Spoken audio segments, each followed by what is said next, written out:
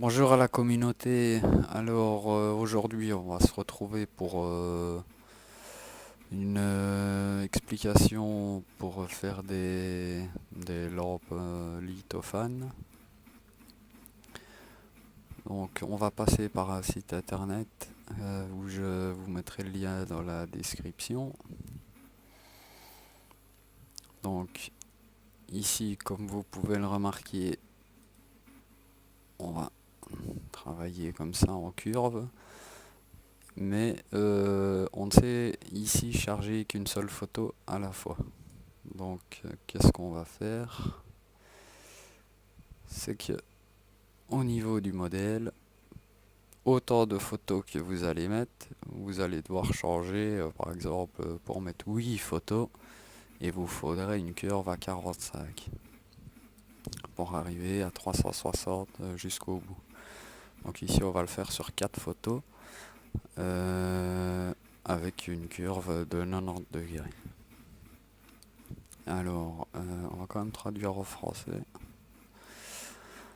Donc là, j'ai fait du 20 cm, mais vous pourriez aller jusque même 25, 400, ouais, jusqu'à ce que votre navigateur vous dise qu'il n'est pas capable de le slicer, enfin de créer l'image.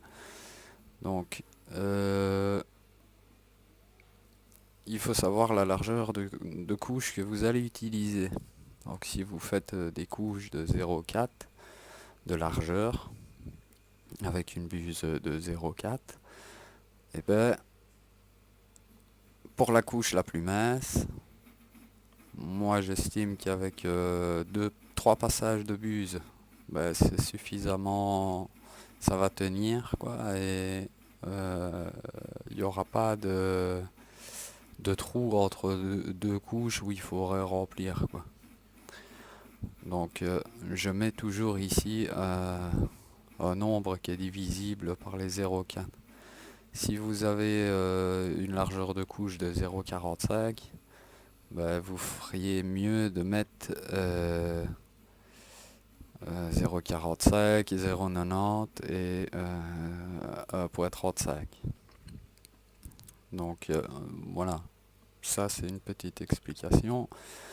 Et j'essaye ici en épaisseur, donc la couche la plus épaisse, ce sera le triple de cette couche. La frontière, c'est le petit rebord au bord de la photo, soit vous faites un rebord ou pas, mais ce rebord fera cette taille-là d'épaisseur de toute façon. Les pixels, ben, c'est le rendu de votre image, hein. Plus vous allez descendre, plus ce sera carré, et plus vous allez monter, plus ce sera fin. La profondeur, je l'ai laissée à 0. La courbe donc à 90. Alors il faut tenir compte de l'image.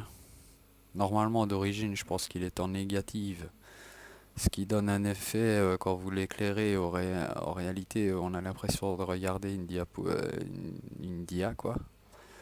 Donc il faut le mettre en positive.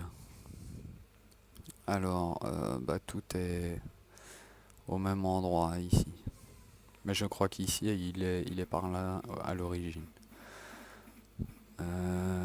Donc on va charger une image.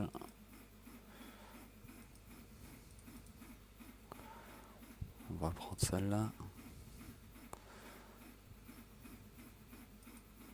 C'est tout à fait normal que l'image ne ressemble pas à grand chose à travers la photo. Donc ici vous en avez une, vous l'exportez.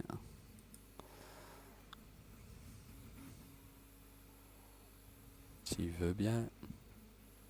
Voilà. On va charger une autre image. Si vous faites des images droites comme ça, faut pas les mélanger avec une image comme ça. Donc on va prendre celle-là, rafraîchir.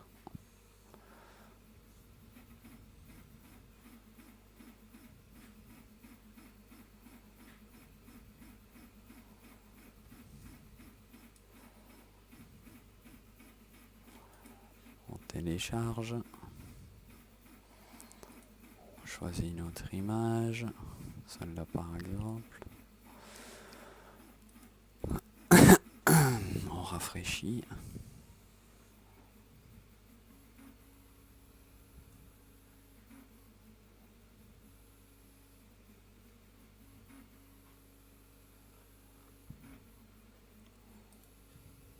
On télécharge.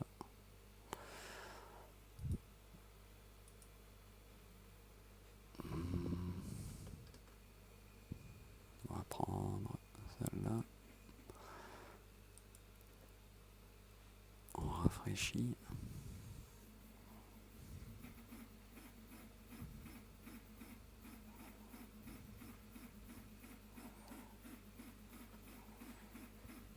On télécharge. Une fois qu'on a les 4 qui sont là, vous l'ouvrez avec votre slicer. Hein. Celle-là, on va la supprimer. On va importer.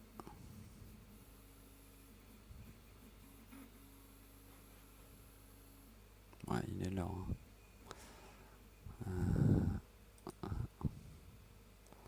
On va apporter les 3 qui restent.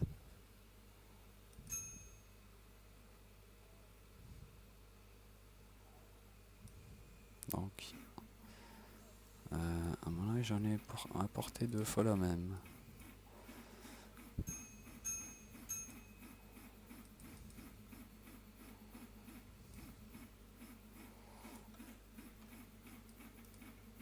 Donc, 1, 2, 3, 4. Celle-là, on va l'enlever. Voilà, donc une fois que vous avez ça, qu'est-ce qu'il faut faire? On va les réassembler. Comme on a des curves de 45, de 90 degrés, il faut toujours se trouver au centre.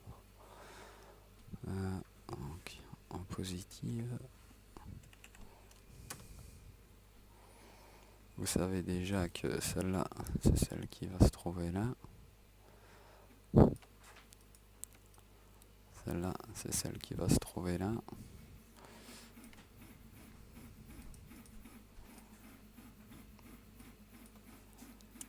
Si mes souvenirs sont bons, c'est 225.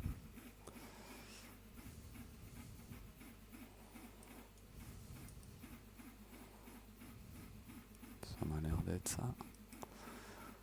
Et le troisième, je vous dis tout le temps.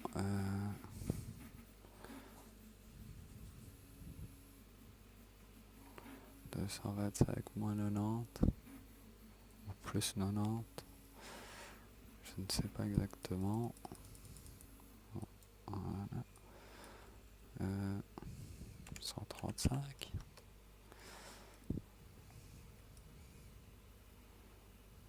Ouais, à peu près. Donc ici avec Simplify 3D, n'ayez pas peur de venir vraiment coller la pièce, limite il faut rentrer dedans. Hein. Comme ça il ne fera plus qu'une seule pièce. Faut pas de trop, mais... Parce que sinon quand vous allez slicer, vous allez voir la ligne. Donc il faut pas avoir peur de bien rentrer dedans, quitte à perdre un petit peu. Mais ça fonctionne très bien.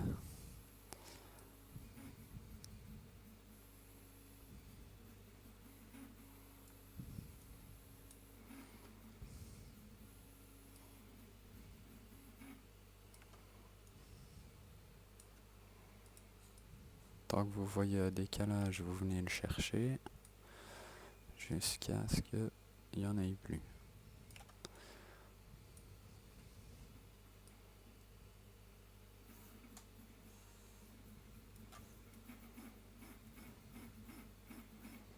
Voilà, il n'y a plus de décalage.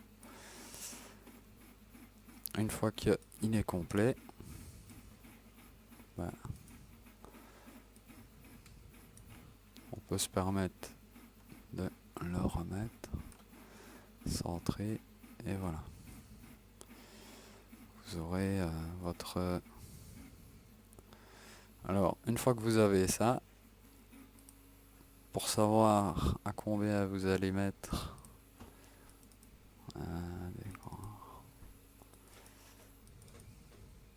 le support, donc le support, lui, c'est pas celui-là, c'est l'autre. Voilà. Lui, on va l'enlever. Vous allez l'agrandir. Et après, on va regarder le pourcentage qu'il aura été agrandi. C'est fait un peu à la barbare, mais ça va très bien. Bon, il me semble que ça, c'est pas trop mal, hein. Ça posera. Donc on clique dessus, on voit que on est à 133%. On va pas le mettre le 59. Limite, on pourrait même mettre 134. Voilà. Donc vous savez du coup que pour l'autre modèle, donc celui-là,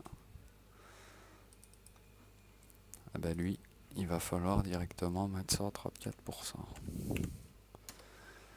Et d'office, il correspondra avec le support. Et voilà. C'est tout ce qu'il y a à faire. Alors pour imprimer ce genre de pièces, on va quand même prendre le bon profil. Voilà. Donc moi j'ai utilisé ces paramètres là.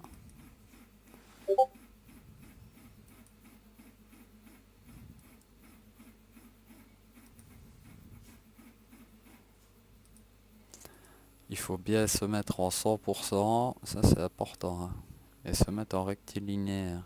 Parce que un remplissage 100% ne se fait jamais dans les autres, hein. C'est du rectilinéaire.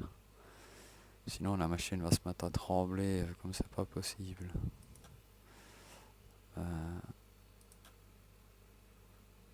Voilà, de toute façon des supports, il n'y en a pas besoin.